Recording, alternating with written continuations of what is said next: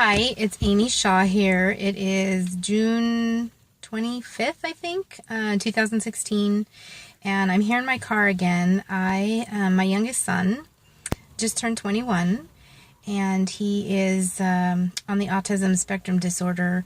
I brought him to a meetup group that happens every now and again for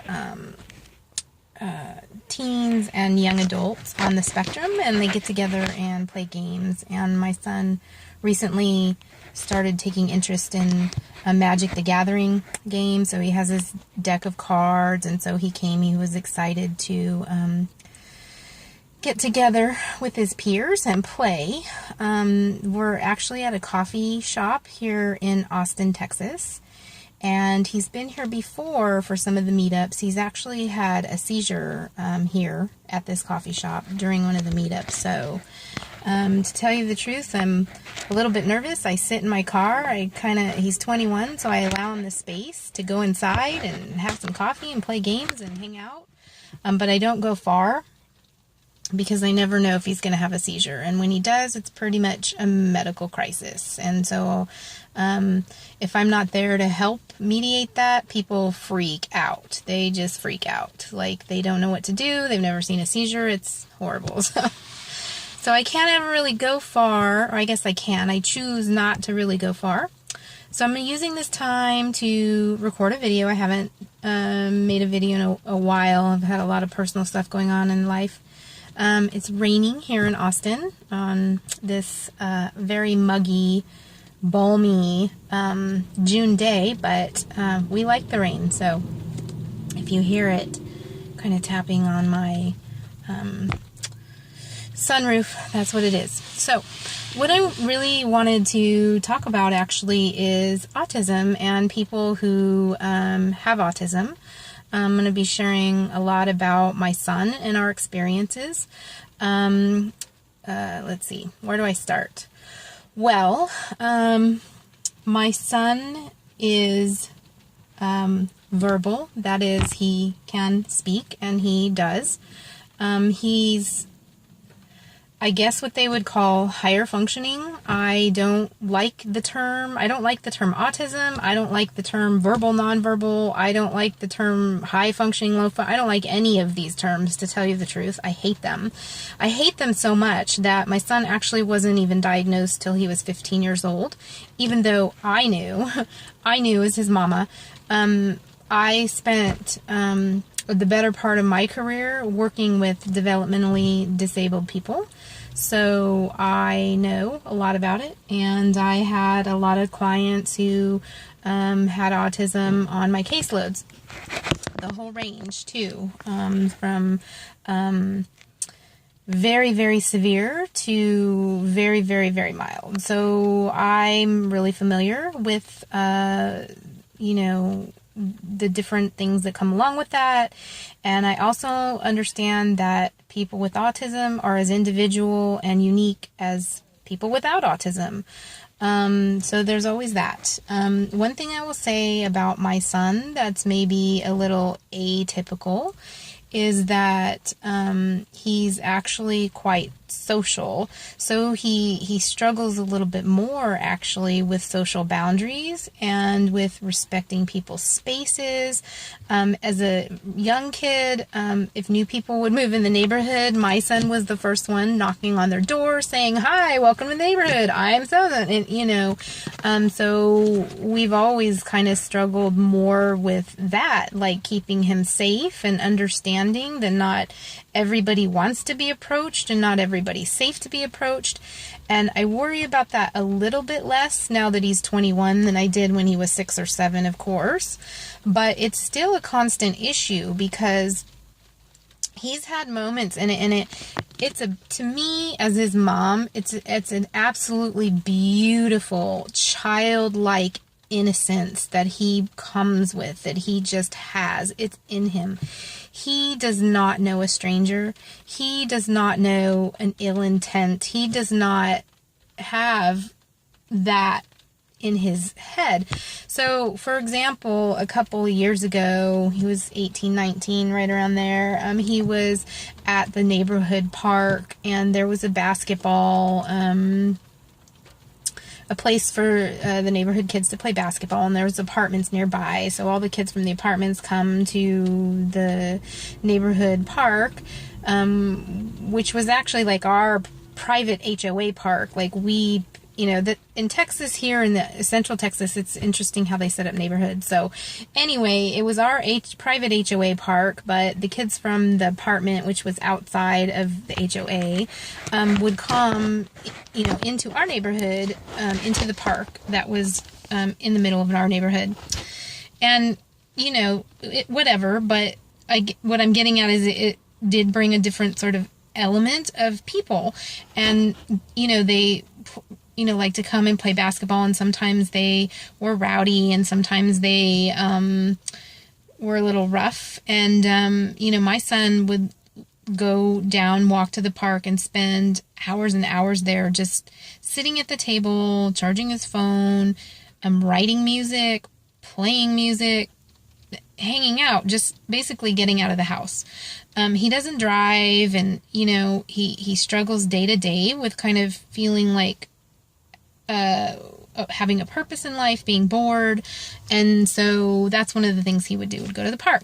And he encountered a group of kids, older, I would even call them kids, really, they were young adults, who were blaring their radio really loud and just being really rowdy.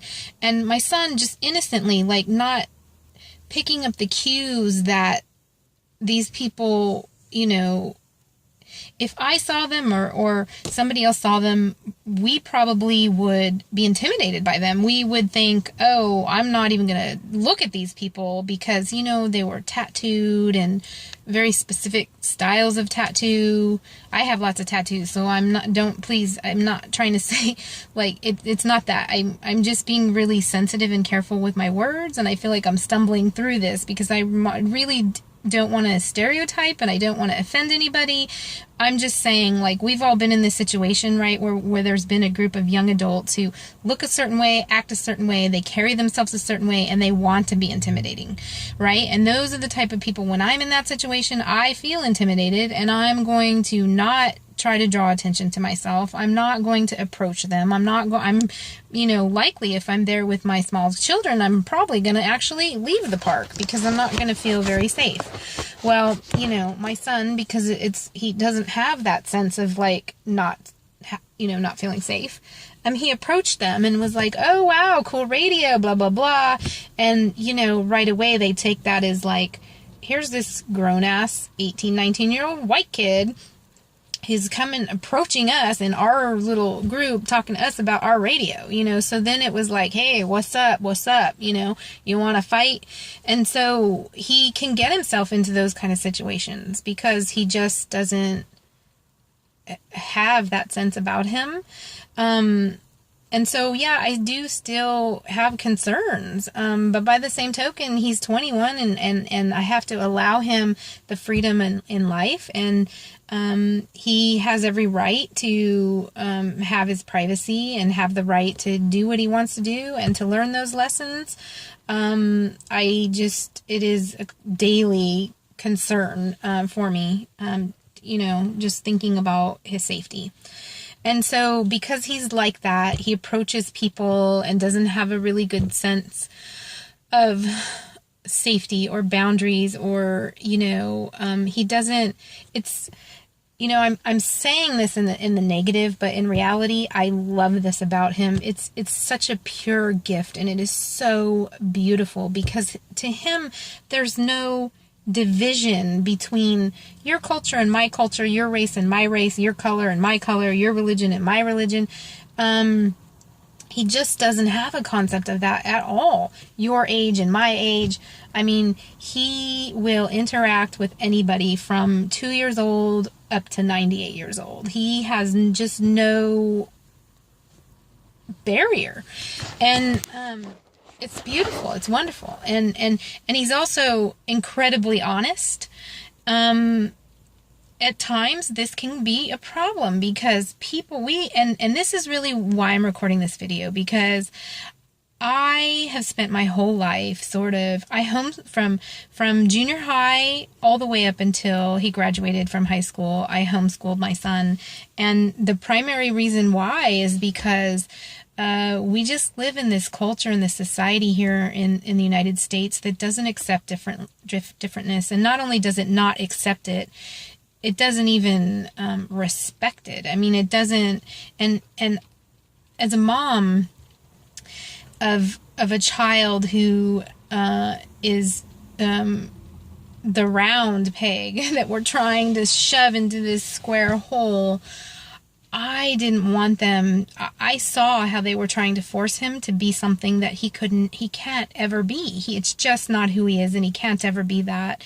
And I saw him just sinking down and down and down more, and how he felt about himself, and I didn't want that for him. And all the beautiful, wonderful things about him that I love, they were trying to actually like pathologize and squish down, and no, you're going to fit into this box. And even in special education services, I just wasn't impressed. I wasn't impressed. And so I made the decision to homeschool him, and it was really hard.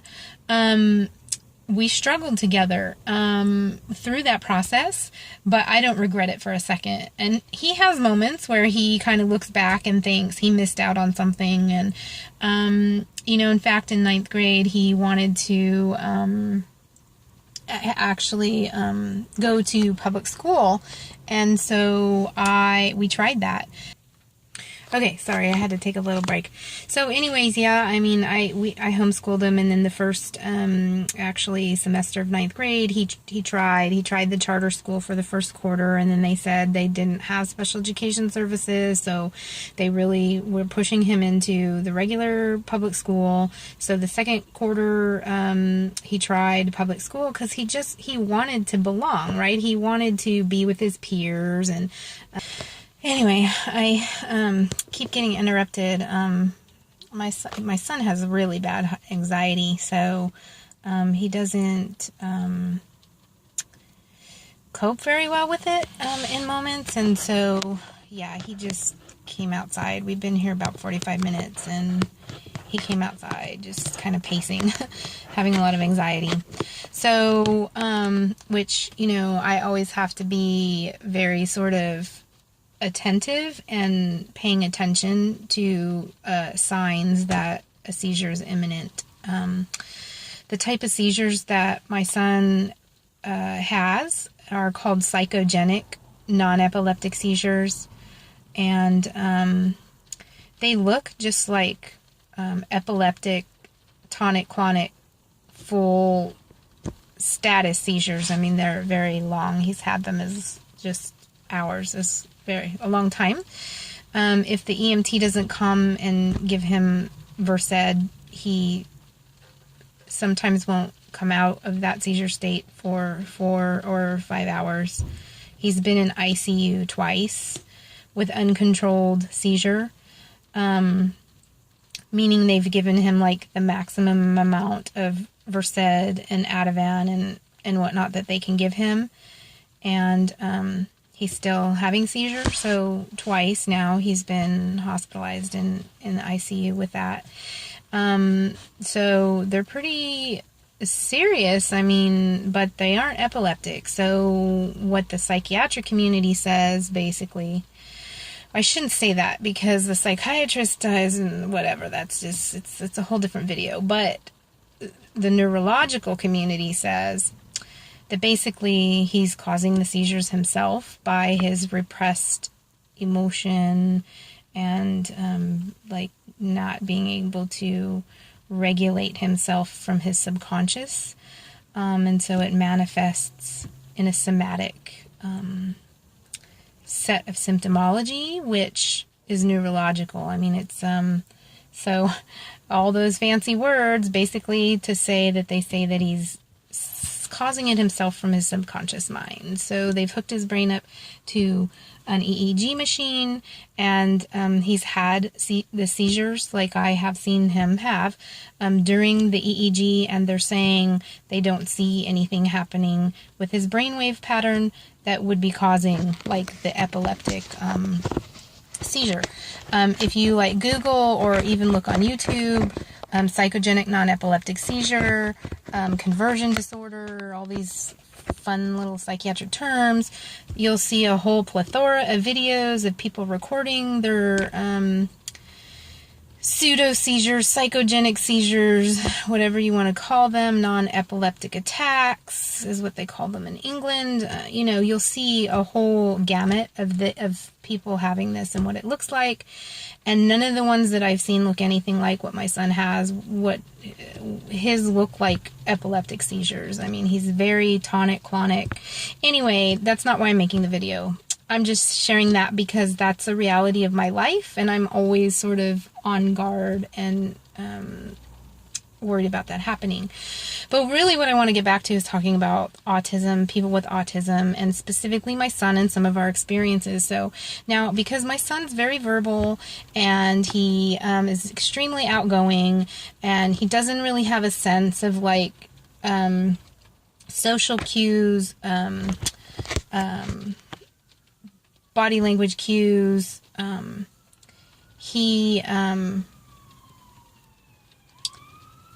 see, like I hear a siren and it just makes me super paranoid. There's an ambulance too. Because he lacks that, it's still a struggle for him. So at 21, he's like at that age where, of course he wants friends, he wants a girlfriend. So he's trying to figure out, like, how do I get a girl interested in me? How do I get a girl to like me? And so he's become very flirtatious, and I personally think it's kind of cute because what he's done is he's gone on the internet and he's looked up like these really cheesy pickup lines, and he tries them with every woman everywhere we go, married or not, doesn't matter what age she is. So when we go to like doctor's appointments and whatnot, a lot of those women that work in those offices, the secretaries and the nurses and whatnot, they tend to be a little bit older. They're married women, and so I think because they have more security in themselves, they actually find it flattering. My son's not a bad looking kid, so he tells them these cheesy little pickup lines, and they kind of laugh and they find it flattering, and they're much more open to him.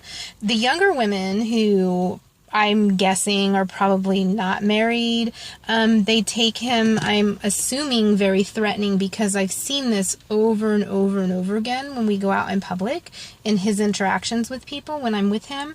The younger women tend to sort of shut down, and I've seen women, and he's not. I'll give you an example. Recently I took him to a hamburger place, and the girl working there was probably maybe about his age, 20 years old, I would say, thereabouts. And he was just like, asking her, how do you take the order? Like, he was attracted to the Sharpie pen, the purple Sharpie pen that she was using. And so he wanted to use it.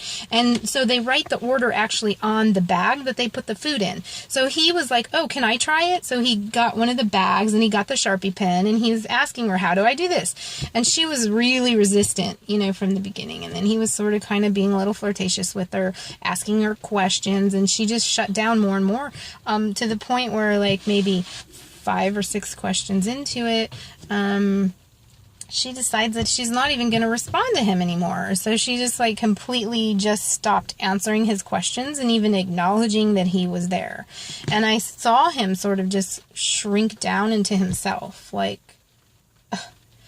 and this happens so often. And I'm going to give you another example where he recently had a seizure in his therapist's office, because what was happening is I was bringing him to therapy, and he was sitting outside in the waiting room for a few minutes before she called him back. And the other patients of the other therapists were also there in the waiting room. Some of them were women. Most of them are women of all different ages.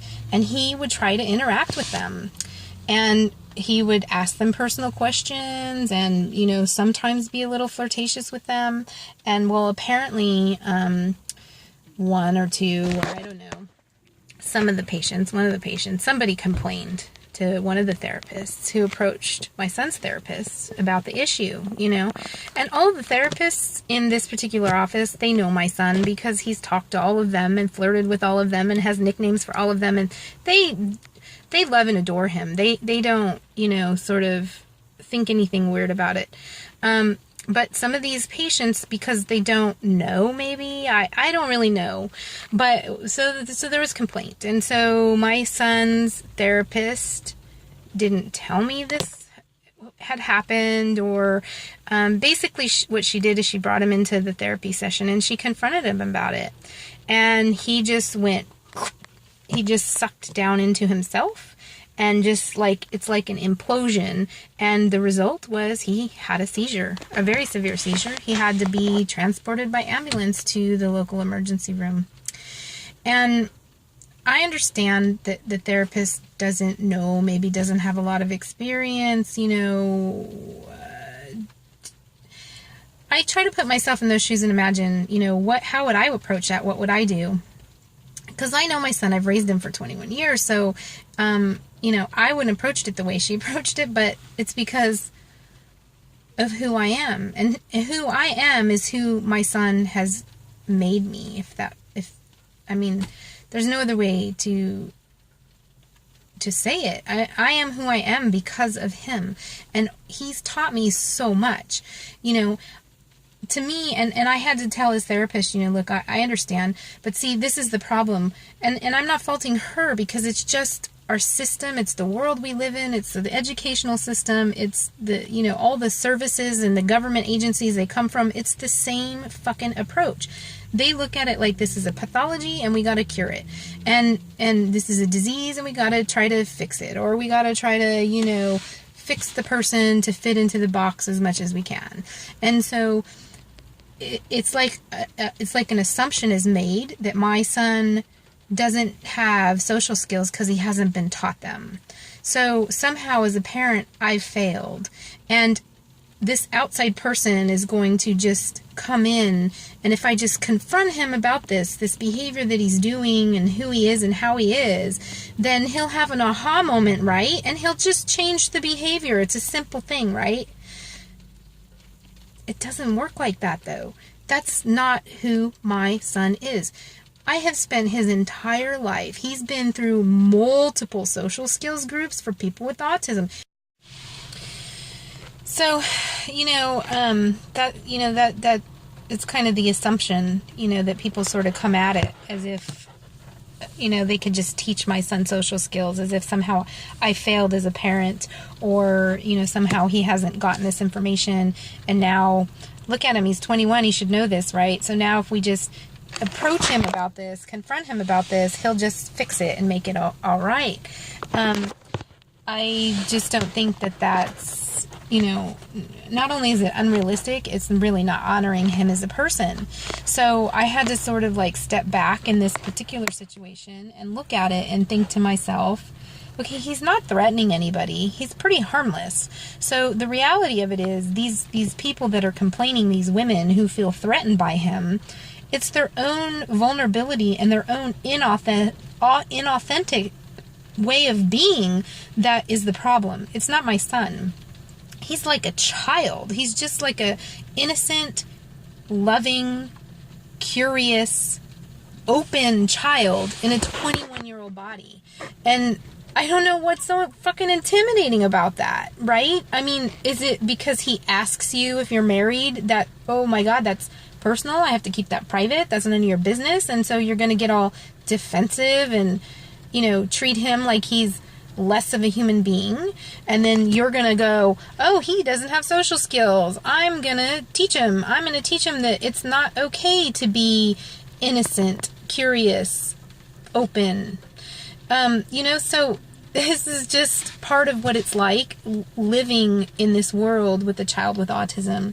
It's so frustrating. And believe me, I'm not one of those moms that thinks my kid does no wrong. I'm not one of those moms that defends my kid to the death, even though my child has clearly done something wrong.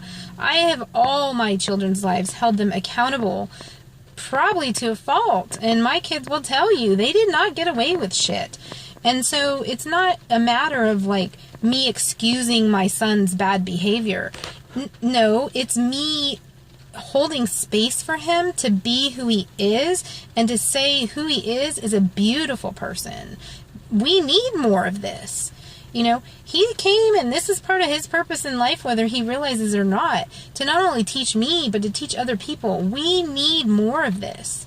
More openness, less guardedness, more authenticity, you know, more just being down on the level with one another, you know. And I see it as a gift. And it's just one of many, many, many, many gifts my son has.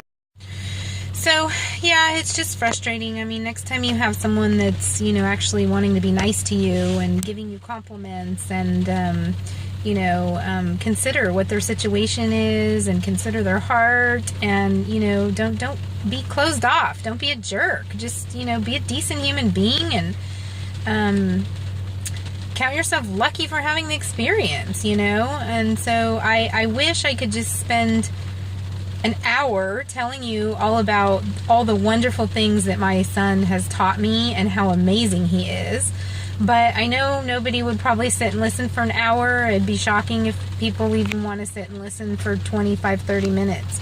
But yeah, it's the little piece that I want to give about our day-to-day life and what I've observed. And yep, I'm out here in the trenches trying to carve out a space to make it a better world for my son to live in, for him to feel like he belongs and he's valuable and he's absolutely beautiful, the most amazing soul that you could even imagine. So thanks for listening, and have a great day.